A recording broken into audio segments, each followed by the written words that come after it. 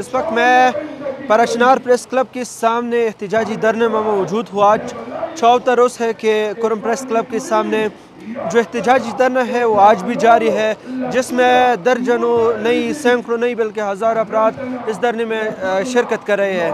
इस धरने का बुनियादी मकसद ये है कि परचनार टल वाहिद मेन शहरा जो मुल्क की जो दीगर अजला है उसको लिंक करता है, और इसके अलावा जो ज़िला की मतअद्दिद रास्ते हैं वो हर किस्म आमद और रफ्त के लिए बंद है।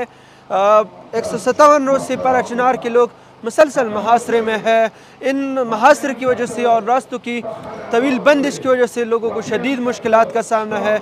अद्वियात की अदम दस्तयाबी की वजह से सैकड़ों अफराद जो है, सैकड़ों बच्चे जो है वो लुक़्मे अजल बन चुके हैं। इसके अलावा पल नहीं है, सब्ज़ी नहीं है, जो अशाए खुरनोश है वो चीज़ें यहाँ पर मुयसर नहीं है। अशाए ज़राती ज़िंदगी मुकम्मल तौर पर ख़त्म हो चुके हैं।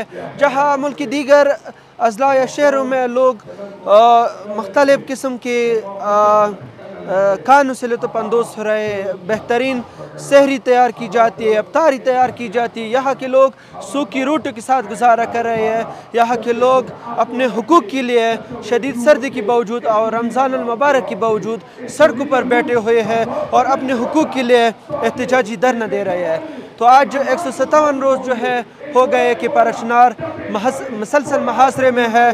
उनके आमद और रफ्त के रास्ते मुकम्मल बंद है।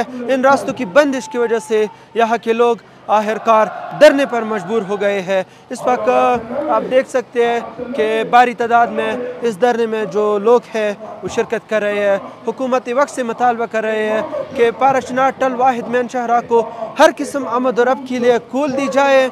इसके अलावा जिन अपराध, जिन दहशतगर्दों ने कन्वाई को लूटा, मालबरदार गाड़ी को लूटा, अरबों का नुकसान हुआ, उनके खिलाफ कार्रवाई की जाए और ताजिरों के नुकसानात का अजाला किया जाए। और जो बिला वजह यहाँ पर गिरफ्तारी हो रही है, ऐसा धरने मुंतज़िमीन का कहना है। तो आज भी धरना जारी है, ये उस वक्त तक जारी रहेगा जब तक इनके मुतालबात नहीं मान लिए जाते।